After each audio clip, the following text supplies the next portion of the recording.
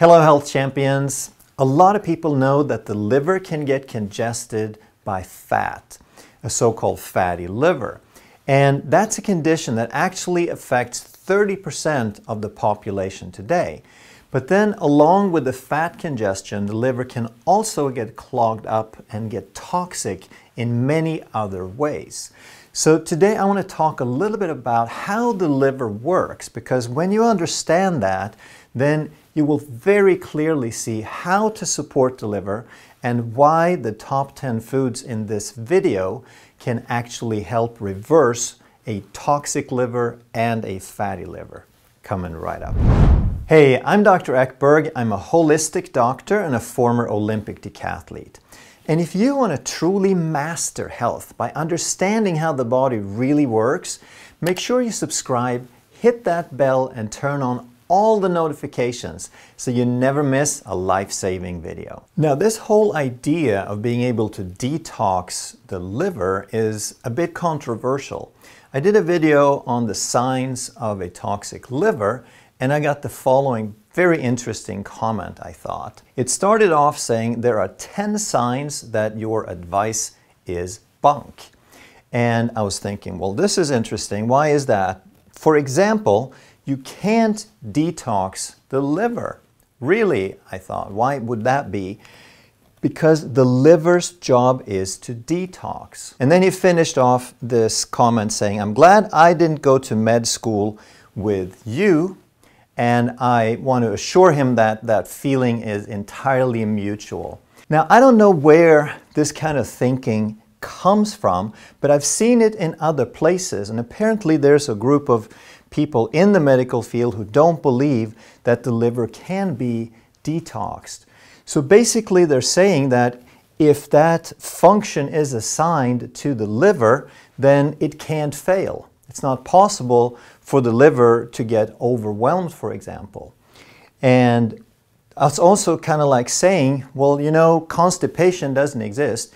You can't get constipated because the function of the bowel, that assigned function, its purpose, is to move things through, and therefore, if that's its job, then obviously it can't stop doing that. What they're forgetting, I think, is that the body is living tissue. They kind of think of it as different separate systems and separate parts, sort of like an organizational chart, that if you just assign a function to something, then it's supposed to do that.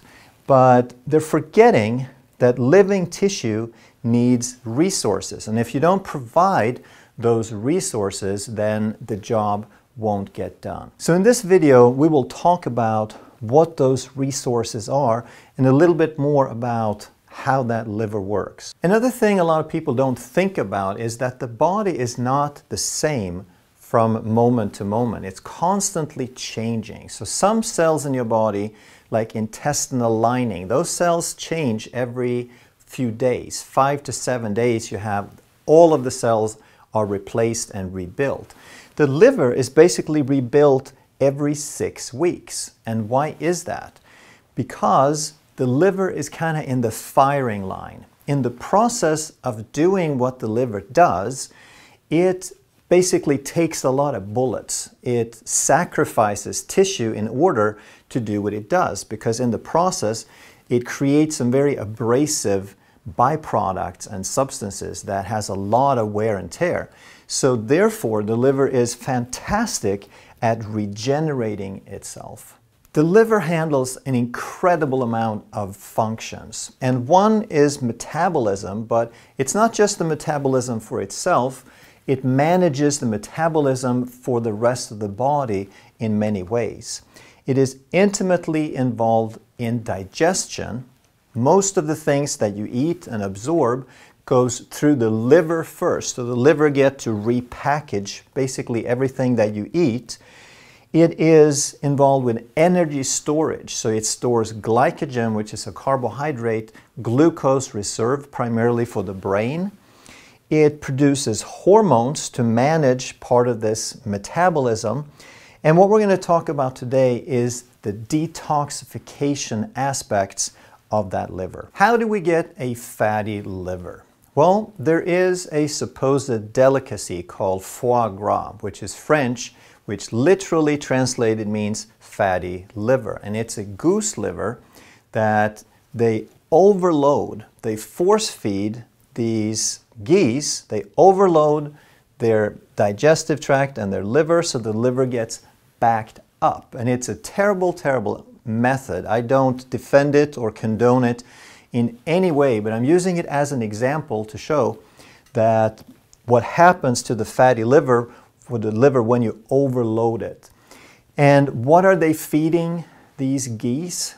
You would think maybe they feed them a lot of fat to get the liver fat. No, they feed them corn, because corn and carbohydrates is what makes the liver fatty. And in humans, it's primarily fructose, sugar, fructose, and excess carbohydrates that create that.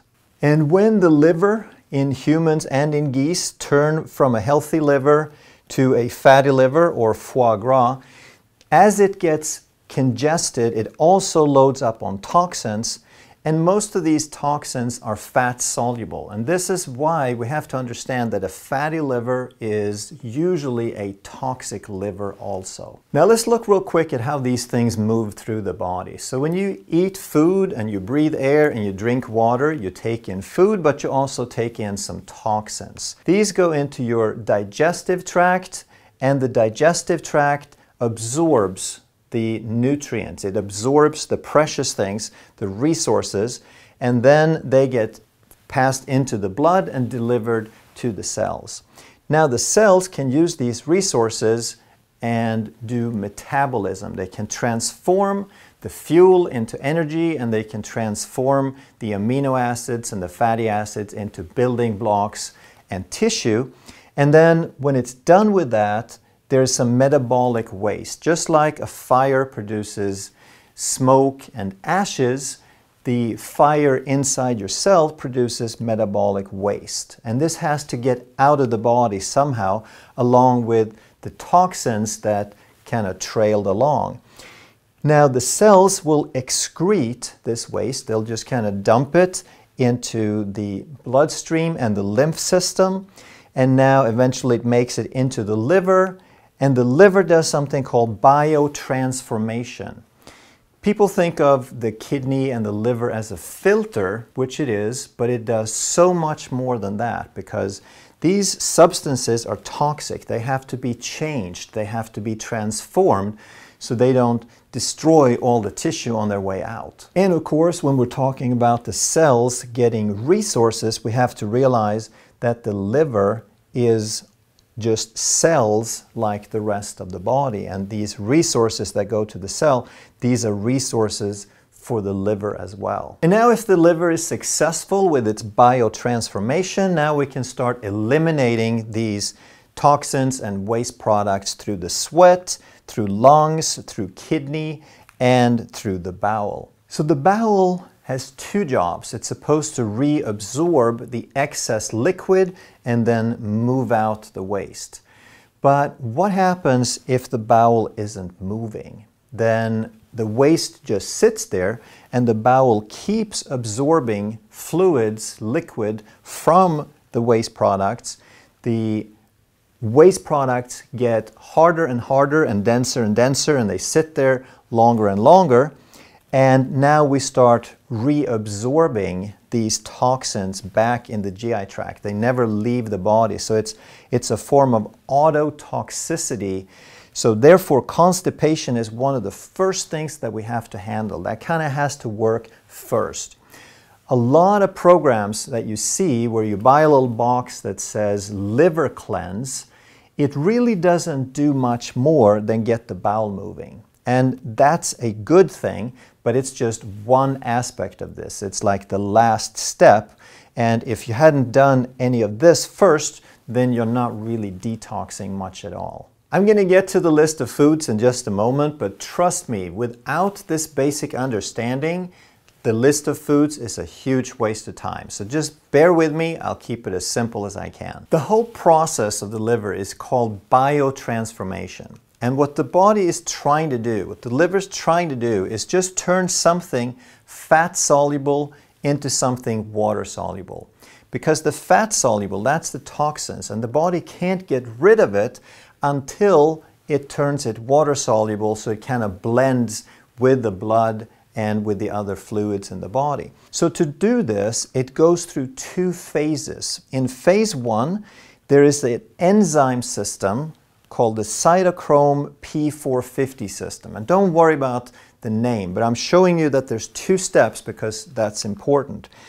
After this step, there's an intermediate metabolite. So a lot of people can do this side, but they can't do the next. So now, if this intermediate starts building up, now we get a lot of reactive oxygen species, also known as free radicals. And if they build up and you can't get rid of them, if you can't complete the second half, now you basically start rusting on the inside.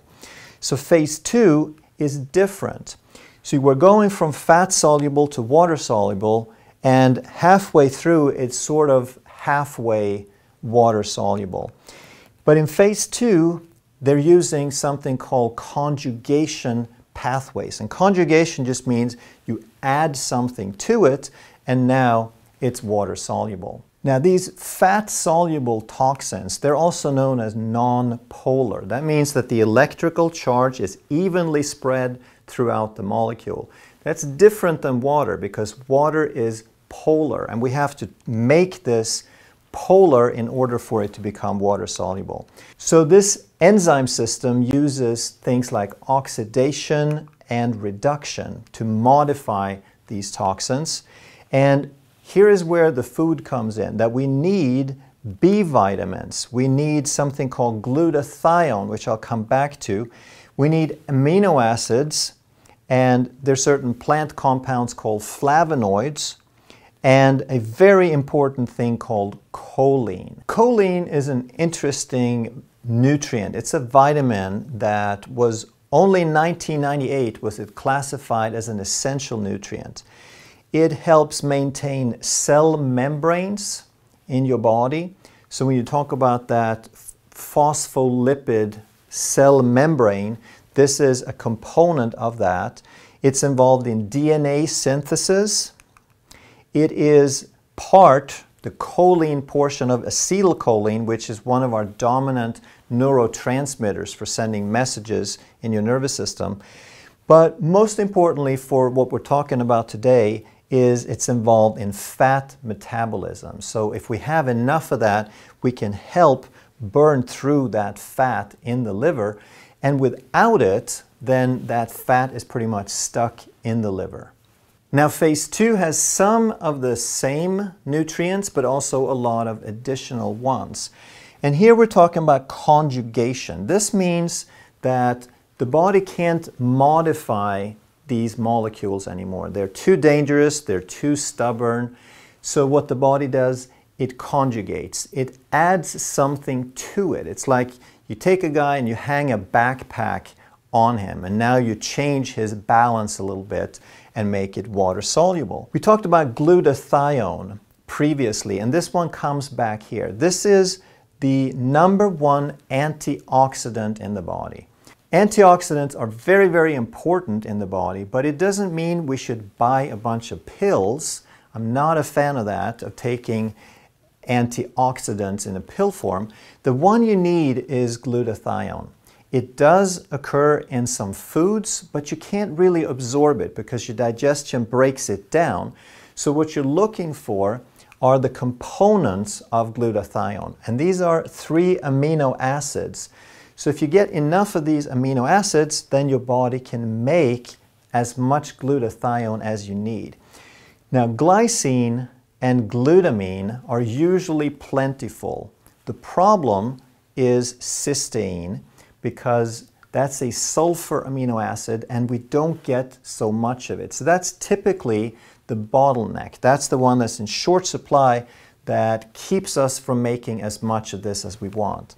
The other amino acid we're interested in is methionine. Now this is also a sulfur-containing amino acid, and even though it's not included in glutathione, methionine can become cysteine, so it indirectly fuels the production of glutathione as well. So when you hear people talking about sulfur-rich foods being healthy and reducing inflammation and healing people, this is why, because these two amino acids contain sulfur and they're a component of glutathione. Some of the processes the body uses in this conjugation is sulfation. It can hang on some sulfates, which again, it can get from these amino acids. It can hang on the glutathione. It can conjugate the whole glutathione. It can add on some methyl groups called methylation. So there's a nutrient, a supplement called trimethylglycine. And if you take that, now you get 3 methyl groups, but you also get some glycine. And there's some other nutrients like wheat germ oil is one of the richest sources of natural whole food vitamin E, which also supports this phase 2. And there's some other nutrients. Milk thistle is a very popular liver support nutrient. When people talk about detoxing the liver, very often they're just talking about maybe drinking celery juice or wheatgrass or taking some herbs or something. And they can be beneficial, but the whole picture is so much bigger, and this is not a quick fix. Even if the liver regenerates every 6 weeks, we're not replacing and getting rid of all the toxins all at the same time. It's cycles of regeneration. So this is going to take many, many years, and we need to be consistent in doing a number of different things. So first of all, you want to stop adding the burden. You want to stop putting in the things that created the problem. And that means stop alcohol, stop fructose, and don't put more than you have to of these pesticides and glyphosate and the herbicides and the chemicals that they spray on your food. Then once you've done all that, now you have to give the body a fighting chance. You have to give the body a break.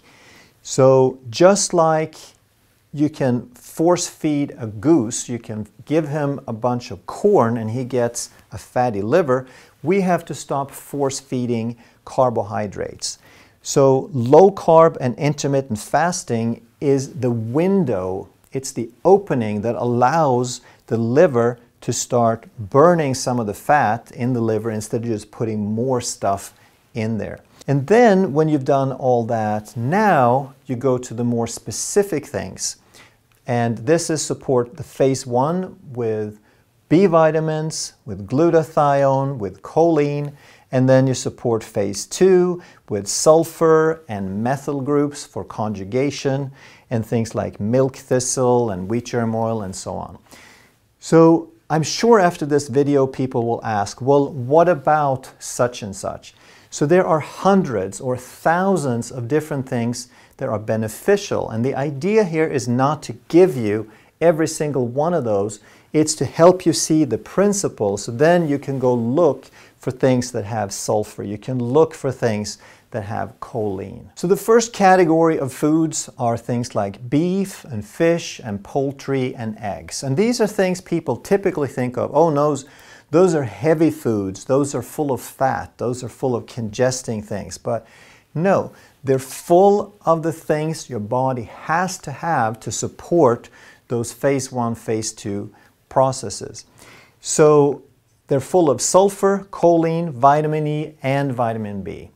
And again, I'm not claiming that this is a complete list of important nutrients. They're just examples of some of the foods that contain some of the most important things. Next, we have nuts and seeds, peanuts, legumes, and again, they contain a good amount of all these different support nutrients.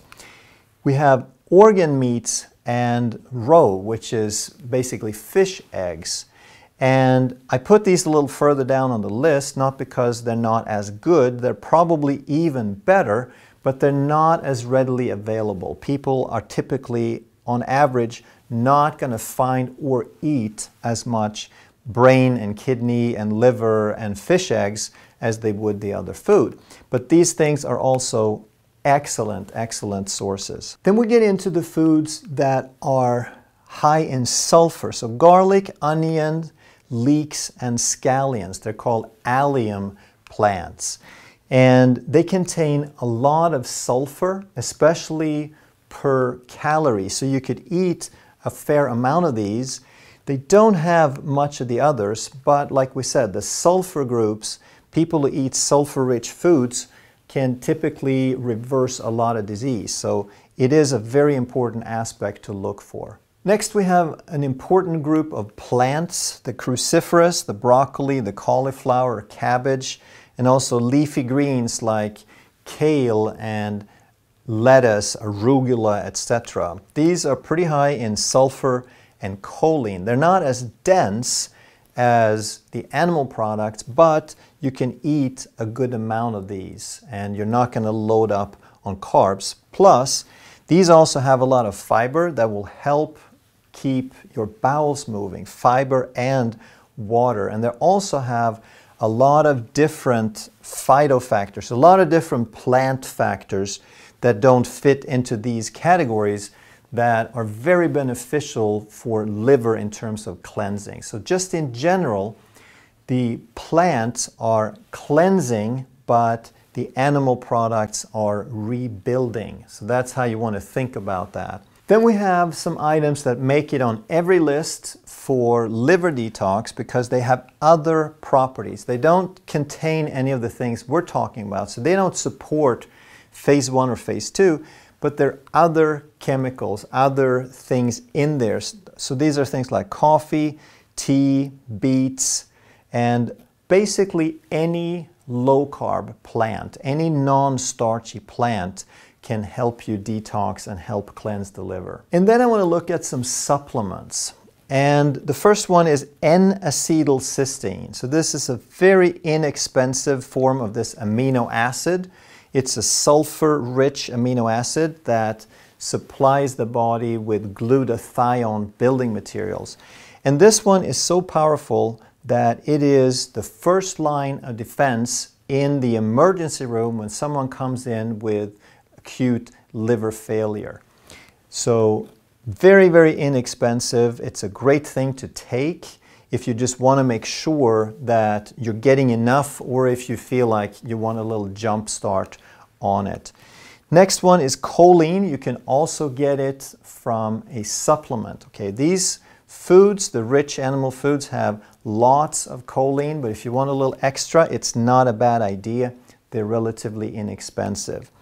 Wheat germ oil is a great source of natural vitamin E. It's not like the synthetic tocopherols that you buy. This is the real thing. It works at a whole different level than the supplements you buy. And for B vitamins, nutritional yeast. Again, not synthetic B vitamins, not isolated nutrients, but the whole food complex, the way that our body really needs it. Again, I'm not trying to be exhaustive. I'm not trying to cover every combination, but I want you to start thinking of what is it actually going on? What does the liver need? So it's not just the traditional cleansing plants, but it is more of the dense nutrients that supply things to support these liver pathways. Now here's a super important thing to keep in mind. Now, if the liver is successful in its process of conjugating and biotransforming these things, it's going to dump it in two places, either the gallbladder or the blood. And via the gallbladder, it's going to go to the bowel. From the blood, it's going to go into the kidney. And then the bowel can eliminate it as feces. The kidney can filter it out as urine.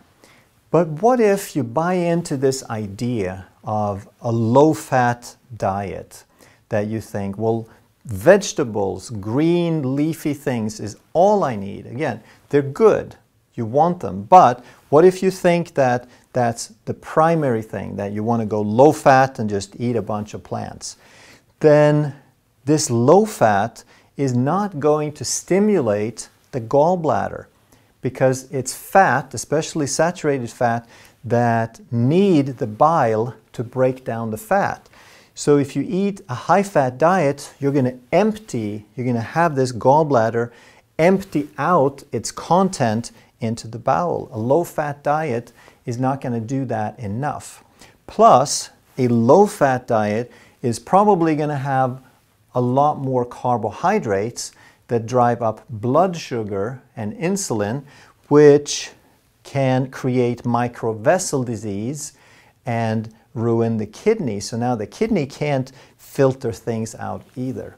So all I'm saying is you got to keep the big picture in mind. It's not as simple as just going vegan or carnivore or this or that. Just look at the big picture and understand what each component does and when one extreme might be a good idea. If you enjoyed this video and you want to learn more about how the body really works, that one's going to be a great one for you next. Thanks so much for watching. I'll see you next time.